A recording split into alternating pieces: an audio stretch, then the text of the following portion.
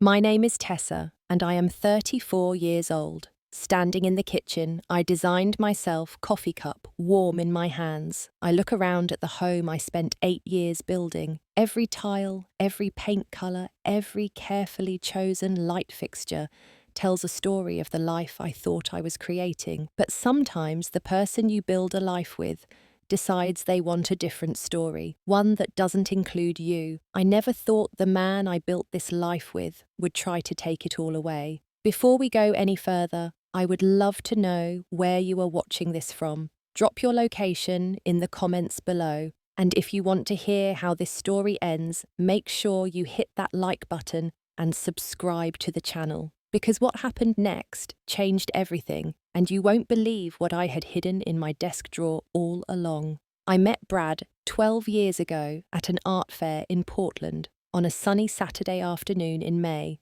He was an architect standing in front of a watercolour painting of Mount Hood, and I was working for an interior design firm taking the day off to browse local artists. We started talking about the use of negative space in the painting, and somehow that conversation stretched into lunch, then dinner, then breakfast the next morning. He had this way of listening that made you feel like you were the only person in the world.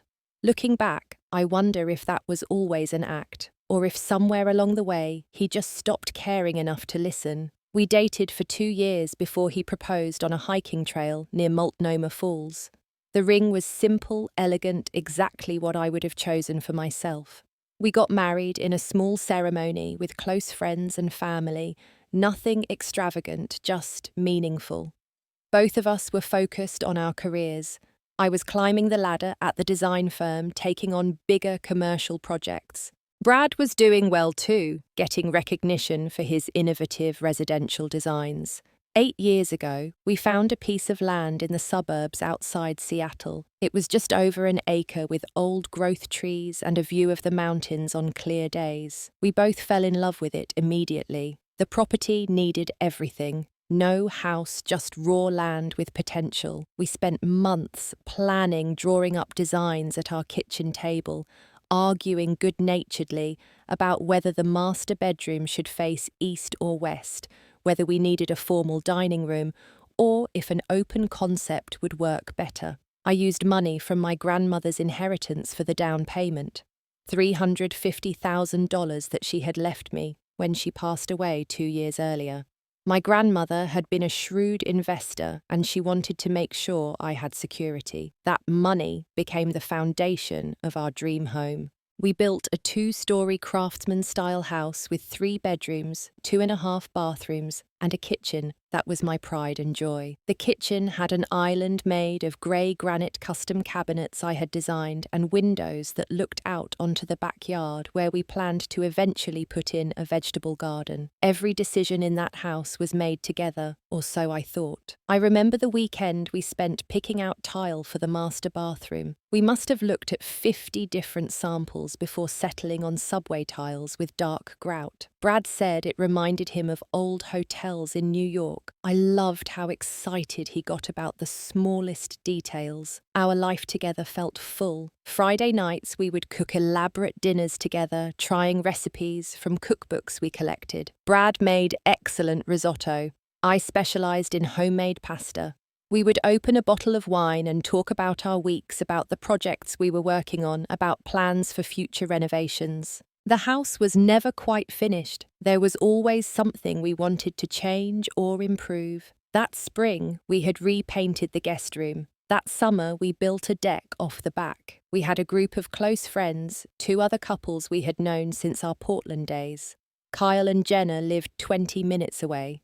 Kyle worked in tech, and Jenna was a nurse. Marcus and Amber had moved to Seattle around the same time we did. Marcus was a lawyer, and Amber ran a small bakery. The 6 of us would get together at least twice a month, rotating whose house we met at. We would grill in the summer, play board games, in the winter, take weekend trips to a cabin near Mount Rainier. Brad and I had decided early on not to have children right away. We wanted to focus on our careers first, travel, enjoy being young and relatively free. We talked about maybe starting a family in our late 30s. There was time, or so we thought.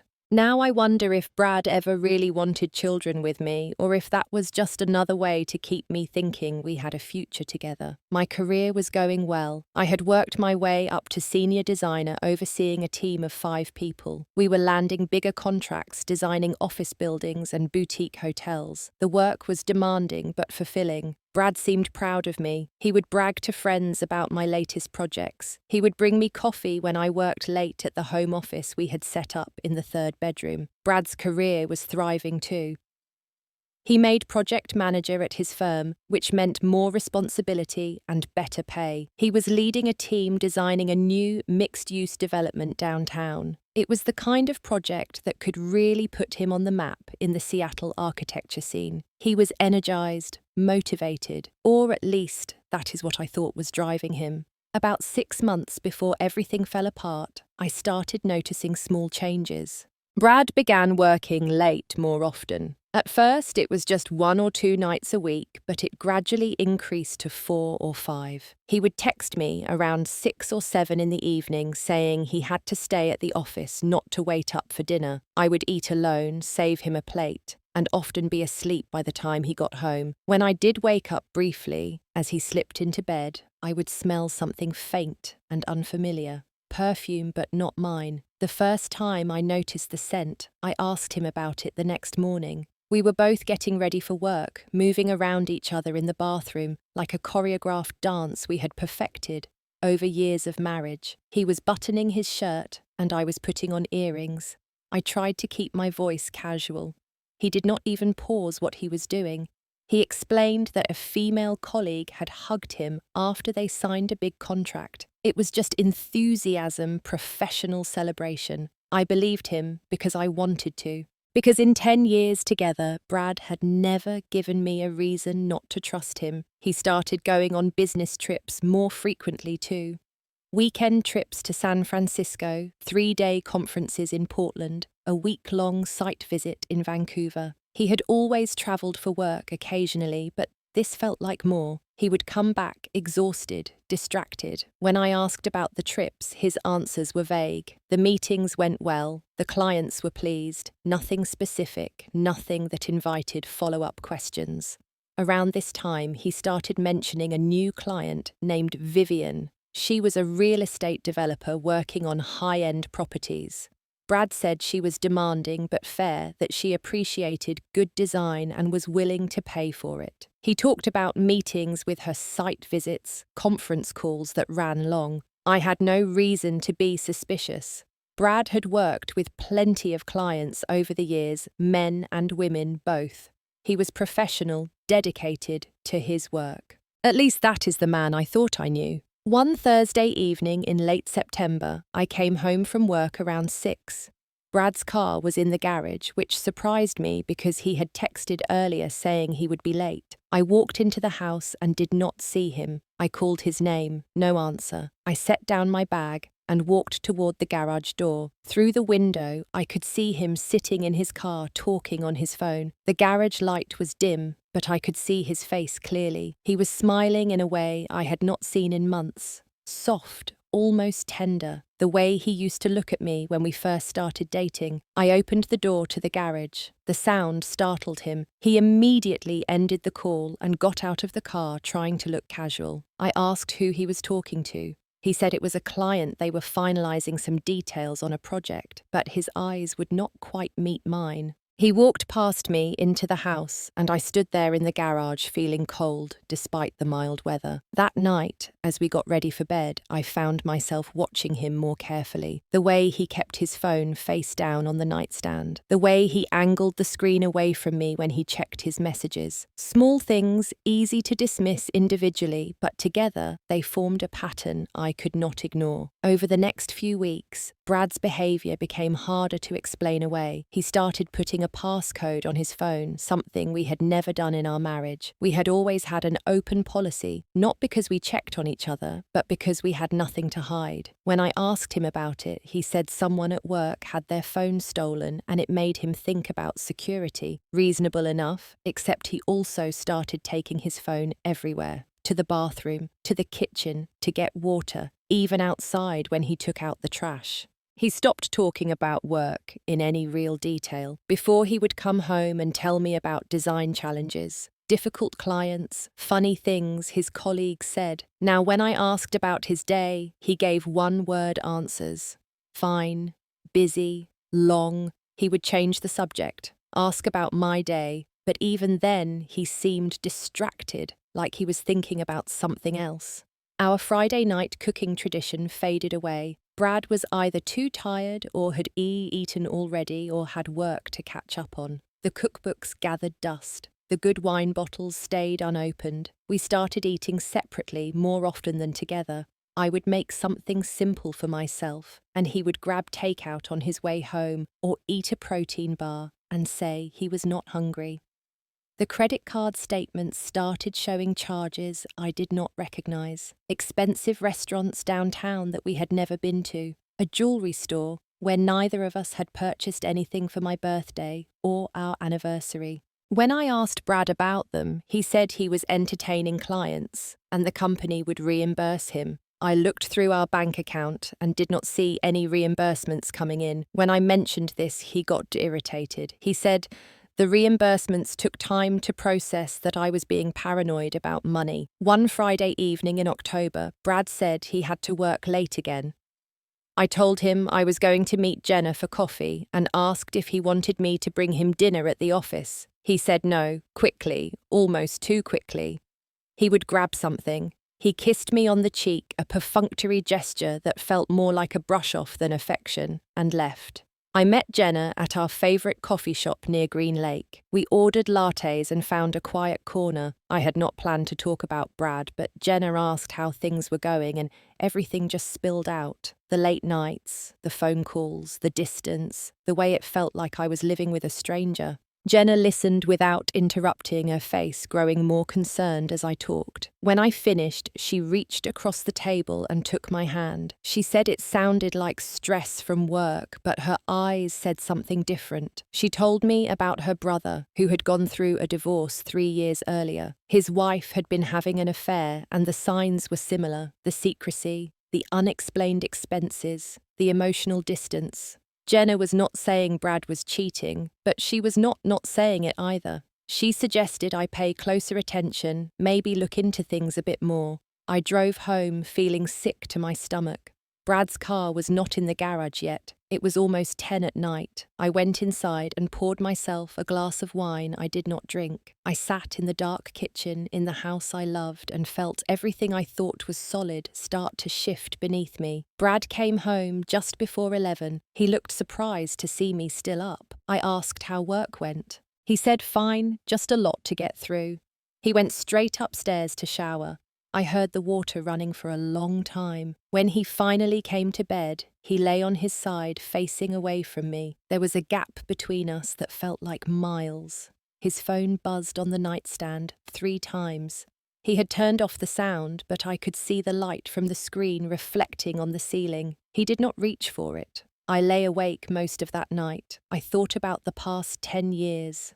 I thought about the house we built together. I thought about whether I was overreacting, seeing problems that were not there. But I also thought about my grandmother, who had lived through her own share of heartbreak and had always told me to trust my instincts. Women know, she used to say. We always know. We just have to be brave enough to look. The next morning was Saturday. Brad said he had to go into the office for a few hours. I watched him leave from the bedroom window. After his car disappeared down the street, I made a decision.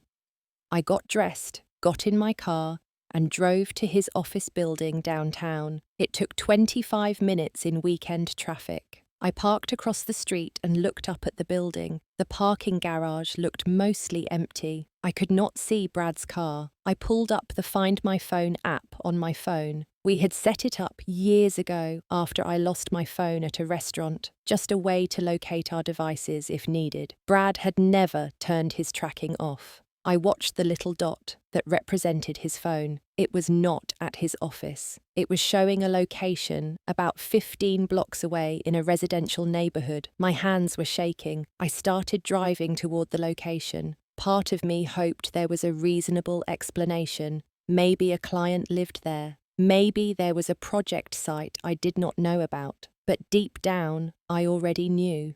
You always know. The address was a modern apartment building, all glass and steel, the kind of place that charges $5,000 a month for a one-bedroom. Brad's car was in the parking garage. I could see it from the street, his blue sedan with the tiny dent on the driver's side door from when he backed into a pole 2 years ago. I sat in my car across the street for 2 hours. I did not know what I was waiting for. Confirmation, maybe, or for my suspicions to be proven wrong. At 1 in the afternoon, the lobby door opened. Brad walked out with a woman. She had long blonde hair, wore designer jeans and a cashmere sweater. They stood close together talking. Then Brad leaned down and kissed her. Not a friendly peck. A real kiss, intimate and familiar. She smiled up at him, touching his face. He said something that made her laugh. Then he walked to his car and she went back inside. I sat frozen. I watched Brad drive away, heading in the direction of our house. I waited another 10 minutes, then pulled up LinkedIn on my phone and searched for Vivian and real estate developer and Seattle. I found her immediately. Vivian Harper, 31 years old, principal at Harper Development Group. Her profile picture showed a beautiful woman with blonde hair, the same woman I had just watched kiss my husband. I looked through her profile. Stanford MBA, previously worked in San Francisco, moved to Seattle 2 years ago. In one of her photos, professional headshot at some industry event, she was wearing a delicate gold necklace with a small diamond pendant. I recognized that necklace.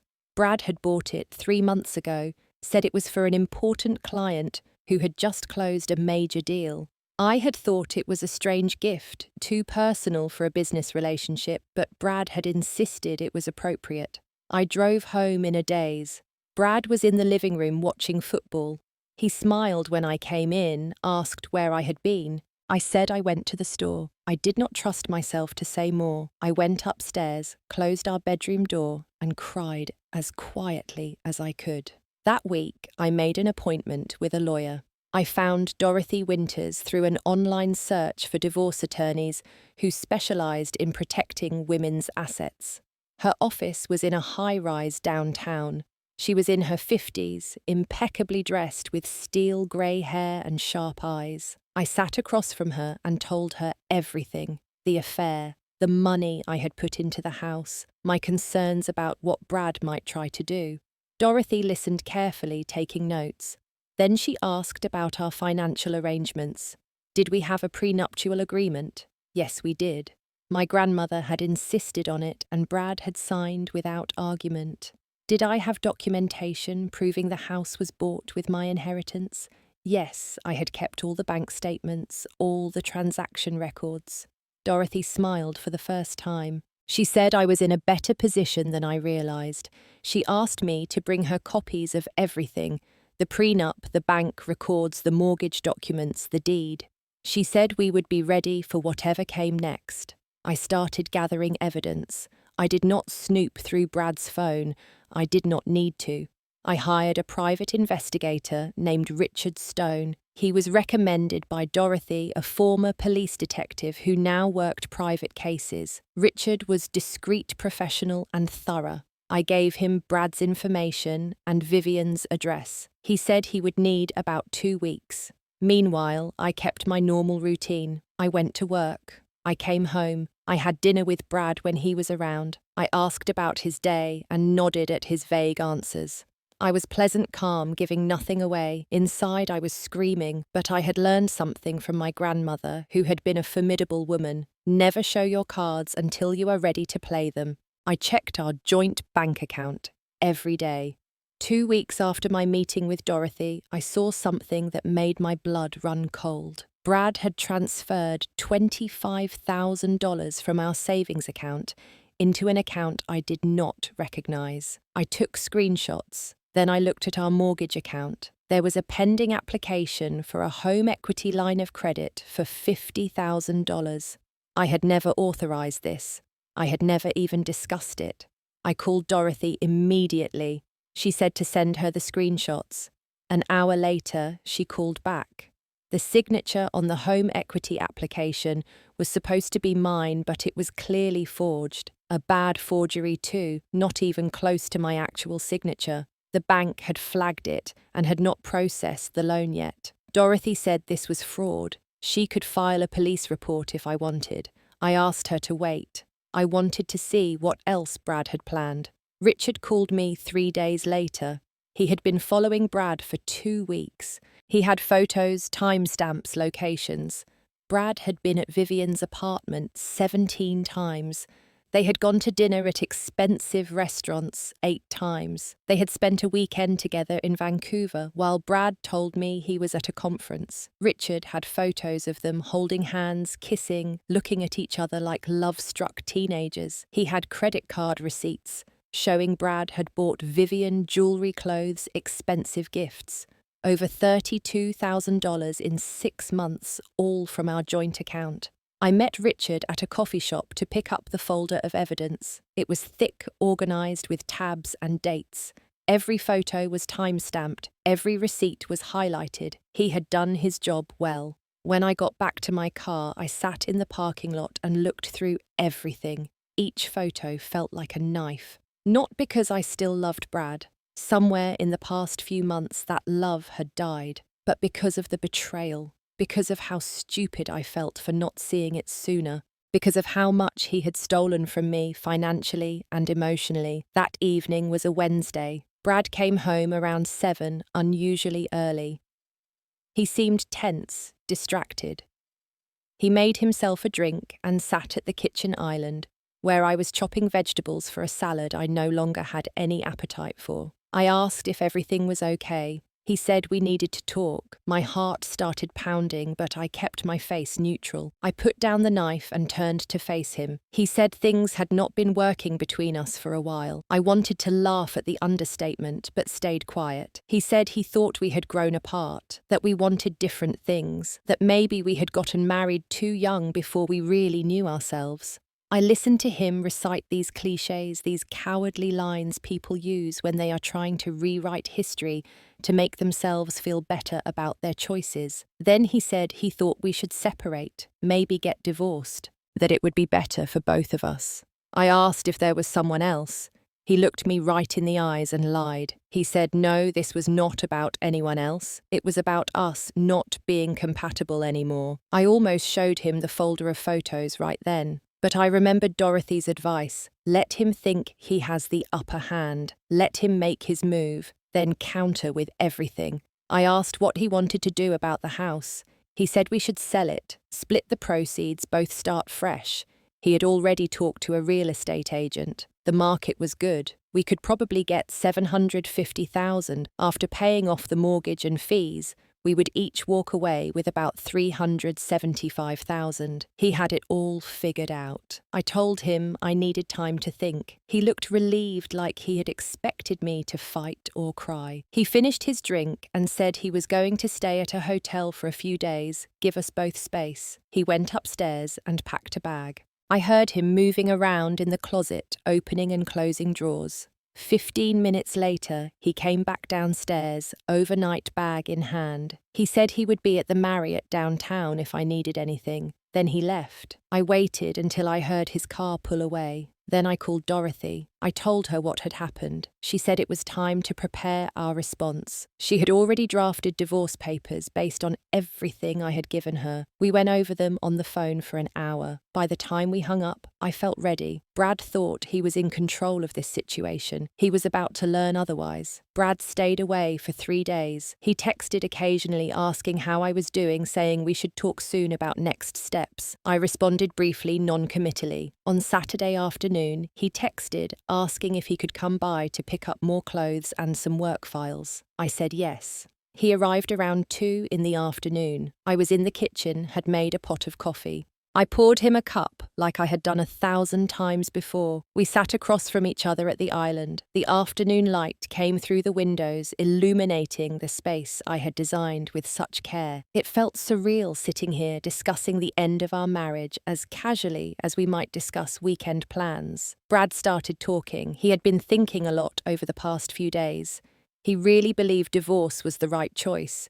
We had had a good run, but it was time to move on. He wanted to keep things amicable, civilized. No need for lawyers to get too involved. We could use a mediator, split everything, fairly stay friends. I almost admired the performance. He sounded so reasonable, so mature. Then he slid a piece of paper across the counter to me. It was a divorce petition. He had already filed it. I looked at the date stamp. He had filed it 2 days ago before he even came to talk to me. I kept my face blank, but inside I was furious at the calculation, the cold planning. He continued talking about the house, about the real estate agent, about how quickly they could get it listed. He said a colleague at work was looking for a place and might be interested. We could have it sold within a month. I let him talk. I sipped my coffee. I watched him lay out his vision of how this would all unfold, neat and tidy, with him walking away with almost $400,000 of my inheritance money. Finally, he paused, waiting for my response. I set down my coffee cup and looked at him, really looked at him, maybe for the first time in months. I asked if he was sure this was what he wanted. He said yes, absolutely. He said staying together would just be dragging out the inevitable. Then, with what I can only describe as audacity, he mentioned Vivian. He said he had been seeing someone. He wanted to be honest, now start this new chapter with transparency. Her name was Vivian. She was a client who had become more than that. They had connected in a way he and I never had. She understood his ambitions, his drive. She made him happy in ways I apparently never could. He actually said that. Made him happy in ways you never could. I sat very still. He kept talking. He and Vivian were planning to move in together. She had a penthouse downtown, but they were looking at bigger places. She was helping him invest in real estate development. He had a whole future planned out, a future built on money he was expecting to take from the sale of this house. He leaned back, looking almost pleased with himself for being so forthright. He said he hoped I could be happy for him eventually, that we could look back on this with gratitude for the good years we had. I wanted to throw my coffee in his face. Instead, I stood up calmly and walked to my home office. Behind me, Brad called out, asking where I was going, saying we needed to finish this conversation. I did not answer. I went to my desk and opened the bottom drawer. Inside was a large brown envelope thick with documents. I had prepared this 2 weeks ago with Dorothy's help. I carried it back to the kitchen and placed it on the counter in front of Brad. He looked at it, then at me, confused. I told him to open it. He did, pulling out the stack of papers. I watched his face as he read through them. Confusion gave way to surprise, then to something like fear. He looked up at me, then back down at the documents. The first paper was the deed to our house. He glanced at it and started to say something about how we both owned it. I told him to keep reading. The next document was our prenuptial agreement signed 12 years ago. I watched his face go pale as he remembered what he had clearly forgotten. The prenup stated explicitly that any property purchased with funds from inheritance remained separate property. The third document was a bank statement from my inheritance account showing the $350,000 withdrawal that became the down payment on this house. The fourth document was 8 years of mortgage statements highlighted to show that I had made 70% of all mortgage payments because I earned more than Brad. The fifth document was receipts for every major renovation, every repair, every improvement made to this house, all paid from my accounts. Brad's hands were shaking as he flipped through page after page. Transaction records, payment confirmations, contractor invoices with my name on them, every single piece of financial documentation proving that this house, this beautiful house he wanted to sell to fund his new life with his girlfriend, was legally and solely mine. He finally looked up, his face completely drained of colour. He started to speak, but I held up my hand. I was not finished. I pulled out a second envelope from the stack. This one contained Richard's investigation report, photos of Brad and Vivian kissing outside her apartment, photos of them at restaurants, photos of them in Vancouver, credit card statements showing $32,000 spent on her over 6 months, all from our joint account, all marital assets he had dissipated on his affair. I explained in the calmest voice I could manage that under Washington state law, this was considered dissipation of marital assets. He would have to pay me back every penny. Dorothy had calculated the exact amount, including interest. It was all laid out in the next document, a proposed divorce settlement. Brad sat frozen still, looking through the papers. I continued. The settlement was simple. The house was mine, as the prenup and financial records clearly proved. He had no claim to it. He would repay the $32,000 he spent on Vivian, either in a lump sum or in monthly installments over 2 years. We would divide our retirement accounts and other minor shared assets 50-50. He would have 2 weeks to move out completely. In exchange for him agreeing to these terms, I would not press criminal charges for the attempted fraud with the home equity loan. I had already reported the forged signature to the bank, and they had declined the application, but I still had the option to file a police report. If convicted of fraud and forgery, Brad would lose his architecture license. His career would be over. I watched him process all of this. The arrogance, the confidence, the smug satisfaction he had walked in with, all of it evaporated. He looked like a man who had just realized he had massively miscalculated. He tried to argue. He said we had lived here together for 8 years. He had made it a home too. I reminded him that making a house feel like a home and legally owning it were 2 very different things. He had signed a prenup. He had agreed to those terms. He did not get to change the rules now because they no longer suited him. He asked what would happen if he refused to sign. I told him the truth. Dorothy had criminal complaints ready to file. She had contacted the Washington State Architecture Board with documentation of his fraud attempt. I had already spoken to several of our mutual friends, including Kyle and Marcus, who were witnesses to various conversations Brad had about his affair. This could go easy, or it could destroy him professionally and personally. His choice. Brad sat there for a long time, reading and rereading the settlement. Finally, he asked for a pen. His hand shook as he signed each page. When he finished, he stood up and looked around the kitchen, the living room, the house he had thought he would cash out of. He opened his mouth like he wanted to say something, but nothing came out. What was there to say? He had been caught, outmaneuvered, outplayed. He picked up his bag and walked toward the door. At the threshold, he turned back one more time. I expected an apology, or maybe more anger. Instead, he just looked defeated. He asked how long I had known. I told him long enough. Then I closed the door. The next 2 weeks were strange. Brad came by a few times to pack his belongings, always when I was not home. We coordinated by text. He moved into Vivian's apartment, which I knew from mutual friends who were more loyal to me than to him. Apparently, Vivian was less thrilled about the arrangement once she learned Brad was essentially broke. The fantasy of a wealthy architect boyfriend evaporated when she realized he was in debt to his ex-wife and had no claim to any property. Dorothy handled all the legal paperwork. The divorce moved forward quickly since Brad had signed the settlement and there was no dispute. Washington State has a 90-day waiting period, but all the hard parts were already done. We would be officially divorced by January. I heard through Jenna that Brad and Vivian's relationship was already falling apart.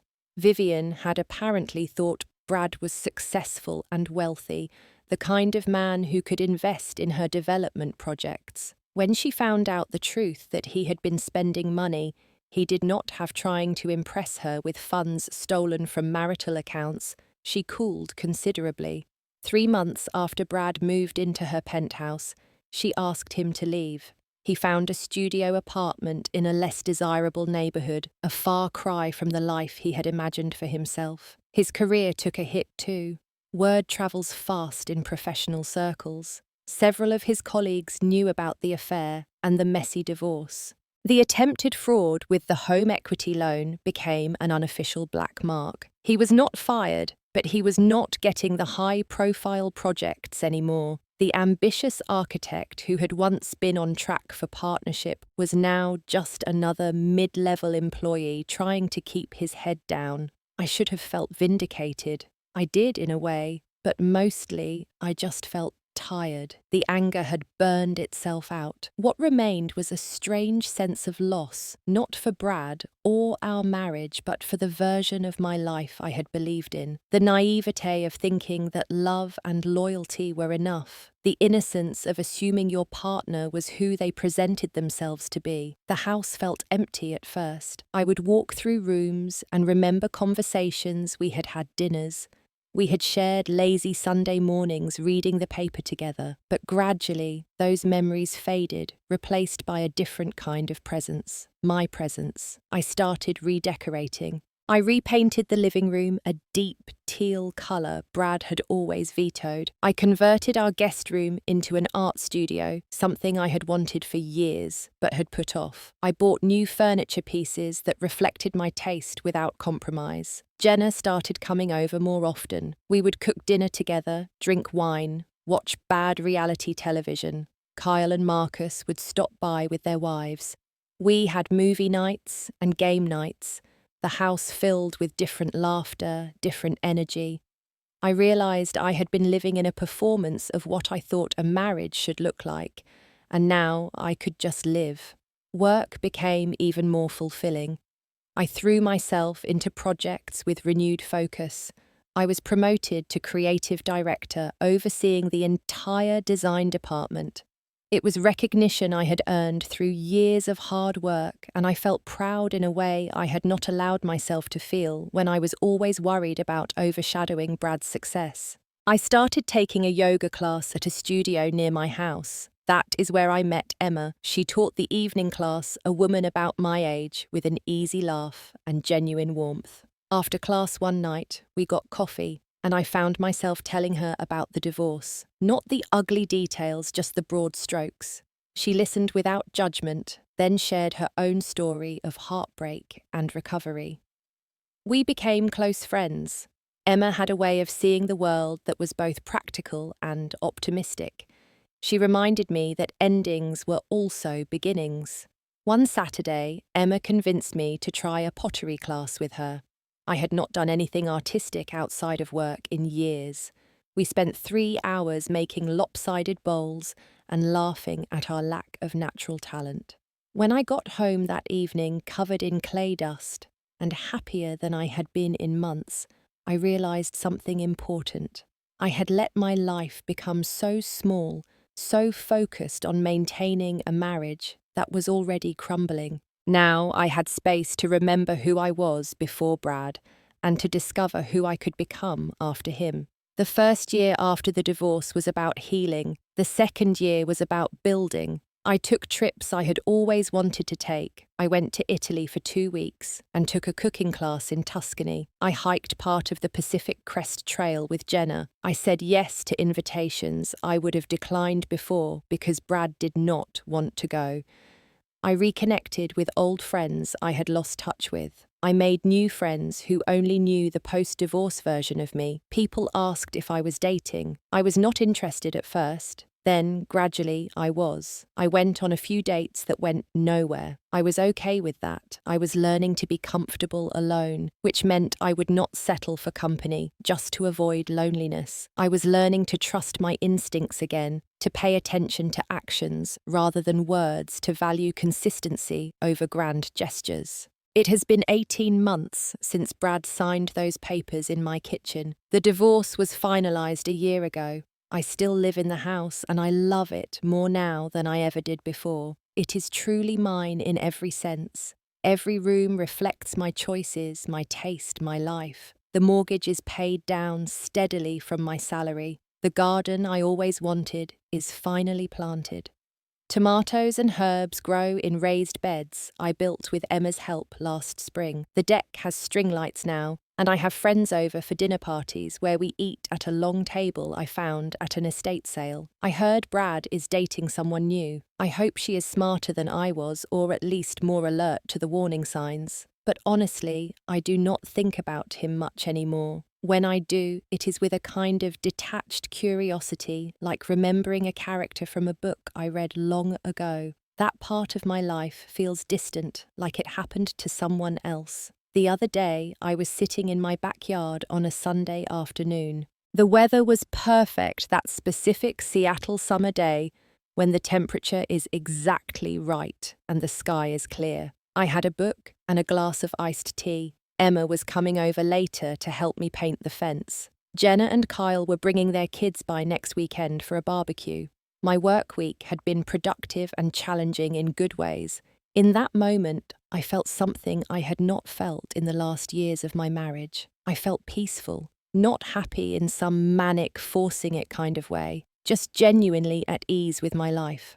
I thought about the woman I was 2 years ago, standing in her kitchen, suspecting her husband was betraying her, but not wanting to believe it. I wished I could tell her that, yes, everything she feared was true. Yes, it was going to hurt. Yes, she was going to feel like a fool for not seeing it sooner, but also that she was going to be okay, more than okay. She was going to be stronger, wiser, freer than she could currently imagine. The lesson I learned was not what I expected. It was not about watching for signs of infidelity or protecting your assets, although those things matter. It was about understanding that you cannot control other people's choices, only your own response to those choices.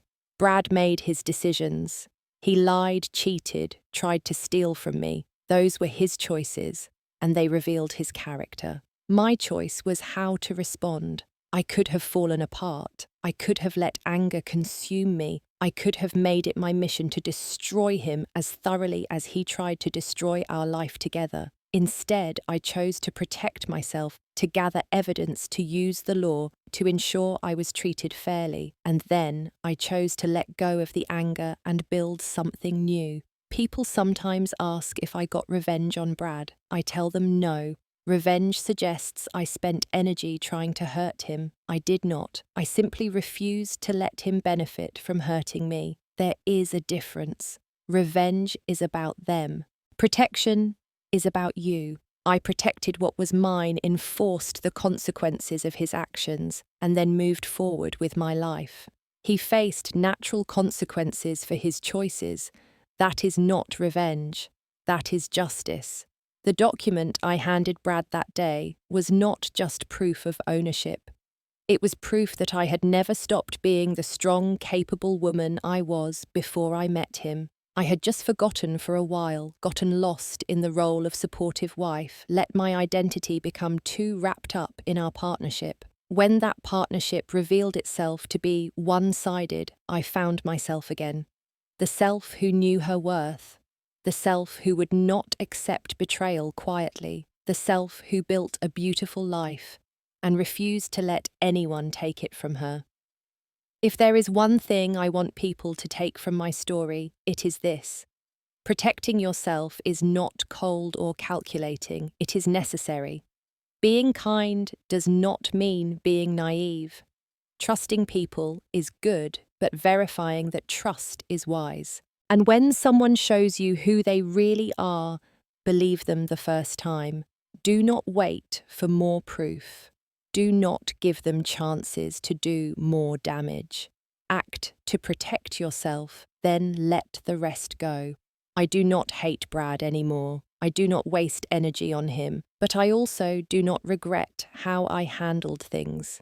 I used every legal and ethical tool available to ensure I was treated fairly in a situation where he had planned to exploit my trust. That is not revenge. That is self-respect. Now, when I walk through my house, every corner tells a story of resilience and renewal. The kitchen where I handed Brad those documents. The living room I repainted in colours he would have hated. The studio where I create art just for myself. The garden that represents growth literal and metaphorical. This house is not a monument to a failed marriage. It is evidence of survival of a woman who refused to let betrayal define her. I look forward now instead of backward. There might be someone new in my future, or there might not. Either way, I will be fine. I have learned to build a life that does not require another person to complete it. If someone comes along who adds to that life, who respects it, who enhances rather than diminishes it, then maybe I will make space. But I will never again make myself small to fit into someone else's vision of what my life should be. That day in my kitchen, I was scared. Scared of the confrontation, scared of the unknown, scared of being alone, but I was more scared of letting fear stop me from standing up for myself. And standing on the other side of that fear, I can tell you it was worth it. Every difficult conversation, every legal form, every moment of doubt, all of it was worth it to arrive here, in this peaceful Sunday afternoon, in this house that is mine. In this life I built back up from broken pieces. Before I go, I want to hear from you. Have you ever had to stand up for yourself when someone tried to take advantage of your kindness? How did you handle it? Drop your thoughts in the comments below. I read every single one, and your stories help others who might be going through something similar. If this story resonated with you, please hit that like button. It helps more people find these stories. And subscribe to the channel because I share new stories every week about real people dealing with real challenges. Share this with someone who needs to hear it. Sometimes we all need a reminder that we are stronger than we think. Thank you for listening to my story. Thank you for being here. I hope that whatever you are facing in your own life, you find the courage to protect yourself, the wisdom to know your worth, and the peace that comes from choosing yourself. Take care of yourselves out there. You deserve to be treated with respect and honesty. Never forget that.